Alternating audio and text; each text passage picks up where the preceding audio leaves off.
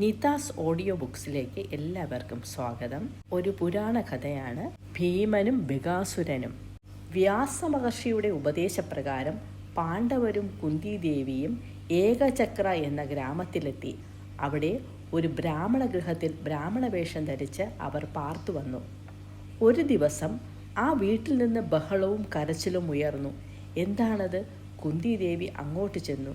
ആ ബ്രാഹ്മണ ദമ്പതികൾ ദുഃഖം മറയ്ക്കാൻ ശ്രമിച്ചു. എന്നാൽ കുന്തിദേവി അവരുടെ ദുഃഖത്തിന്റെ കാരണം ആരാഞ്ഞപ്പോൾ ആ ബ്രാഹ്മണൻ ദുഃഖം താങ്ങാനാകാതെ തേങ്ങിക്കൊണ്ട് പറഞ്ഞു, ഈ ഗ്രാമത്തിനകലെയുള്ള കാട്ടിൽ ബഗൻ എന്ന പേരായ എവിടെ നിന്നോ വന്നെത്തിയ ഒരു രാക്ഷസൻ താമസിക്കുന്നു.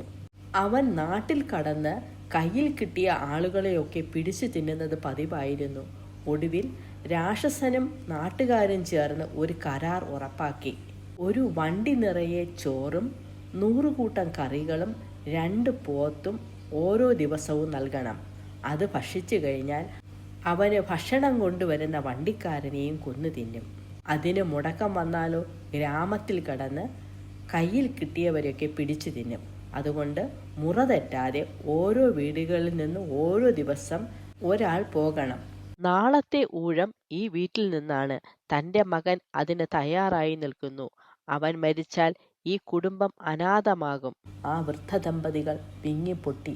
വിവരമറിഞ്ഞപ്പോൾ ദേവിക്ക് ദുഃഖം തോന്നി.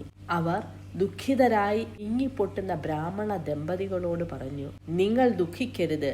നിങ്ങളുടെ വീട്ടിൽ അഭയം തന്ന ഞങ്ങൾക്കും നിങ്ങളുടെ ദുഃഖത്തിൽ പങ്കുണ്ട്. എനിക്ക് 5 മക്കളുണ്ട്. അവരെ നിങ്ങളുടെ മക്കളായി കരുതുക. എൻ്റെ 2ാമത്തെ മകൻ നാളത്തെ ഊഴമായി ഈ വീട്ടിൽ നിന്ന് ബഗന്റെ അടുത്തെത്തും. ചോറും കറികളും ഒരുക്കി വയ്ക്കുക. ആദ്യം ബ്രാഹ്മണ ദമ്പതികൾ അതിന് സമ്മതിച്ചില്ല. കുന്തിദേവിയുടെ നിർബന്ധത്തിന് വഴങ്ങി അവസാനം സമ്മതിക്കേണ്ടി വന്നു. ദേവി മടങ്ങി വന്ന് വിവരം മക്കളെ അറിയിച്ചു. ബഗന് ഭക്ഷണം കൊണ്ടു കൊടുക്കാൻ അമ്മ ഭീമസേനോട് ആവശ്യപ്പെട്ടു.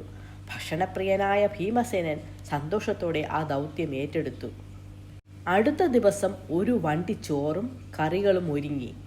2 പോത്തുകളെ കെട്ടിയ വണ്ടിയിൽ നിറയെ ചോറും കറികളുമായി ഭീമസേനൻ ബഗന്റെ അടുത്തേക്ക് യാത്ര തിരിച്ചു. കാടും മേടും ഇളക്കി മറിച്ച് വന്യമൃഗങ്ങളെയും കാടിനെയും കിടിലം കൊള്ളിച്ചുകൊണ്ട് ഭീമൻ പോത്തുകളെ കെട്ടിയ വണ്ടിയിൽ യാത്ര തുടർന്നു. അപ്പോഴേക്കും രാക്ഷസന്റെ ഭക്ഷണ സമയം വൈകിയിരുന്നു. അവൻ ക്രുദ്ധനായി അലറിക്കൊണ്ട് ഗ്രാമവാസികളെ ഭയപ്പെടുത്തി. കൂസൽ കൂടാതെ ഭീമസേനൻ ബഗന്റെ സമീപത്ത് വണ്ടി നിർത്തി. ഭീമൻ അവനെ കണ്ടതായി പോലും ഭാവിക്കാതെ ചോറും കറികളും കുഴച്ച് ഉരുളകളാക്കി. ഓരോ ഉരുളയും എടുത്ത് രാക്ഷസനെ കൊതിപ്പിച്ചുകൊണ്ട് തന്നെത്താൻ ഉണ്ണാൻ തുടങ്ങിയപ്പോൾ ബഗൻ കോപം കൊണ്ട് വിറച്ചു. അപ്പോൾ ഭീമന്റെ മുഖത്ത് പടർന്നത് ഒരു ചെറു പുഞ്ചിരിയാണ്. മുഴുവൻ വിഴുങ്ങി തീർന്നാൽ പിന്നെ ഇവനെ മാത്രം വിഴുങ്ങിയാൽ മതിയല്ലോ എന്ന മട്ടിൽ ബഗൻ അനങ്ങാതെ നിന്നു. ചോറ് മുഴുവൻ വയറ്റിലാക്കി ഭീമൻ ഒറ്റച്ചാട്ടം. ബഗൻ മരങ്ങൾ പിഴുതെടുത്ത് ഭീമനെ അടിച്ചു. ആരിരുമ്പിന്റെ ബലമുള്ള ഭീമൻ മരങ്ങൾ തട്ടി താഴെയിട്ട് ബഗന്റെ മർമ്മം നോക്കി തൊഴിച്ചു. ദ്വന്ദ്വയുദ്ധം ഭൂമിയെ കുലുക്കി. അതിശക്തനായ ഭീമൻ രാക്ഷസനെ മലർത്തി കഴുത്ത് ഞെരിച്ചു. അവന്റെ എല്ലുകൾ ചവിട്ടി നുറുക്കി. അവനെ ഭീമസേനൻ മേലോട്ടെറിഞ്ഞു. ഒരു മല പോലെ അവൻ മരിച്ചു വീണു. രാക്ഷസന്റെ മരണവൃത്താന്തം എല്ലായിടത്തും പരന്നു. ഗ്രാമവാസികൾ സന്തോഷം കൊണ്ട് തുള്ളിച്ചാടി. ഭീമനെ വീരോചിതമായി എതിരേൽക്കാൻ ഏകചക്ര എന്ന ഗ്രാമം ഒരുങ്ങി. ബഗൻ എന്ന ഭീകര രാക്ഷസനിൽ നിന്നും ഗ്രാമവാസികളെ രക്ഷിച്ച തൻ്റെ മകനെ കുന്തിദേവി വീരതിലകമണിയിച്ച് വാരിപ്പുണർന്നു. ഈ കഥ നിങ്ങൾക്ക് ഇഷ്ടപ്പെട്ടു എങ്കിൽ ലൈക്ക് ചെയ്യുക. പുതിയ കഥകൾ കേൾക്കാനായി സബ്സ്ക്രൈബ് ചെയ്യുക.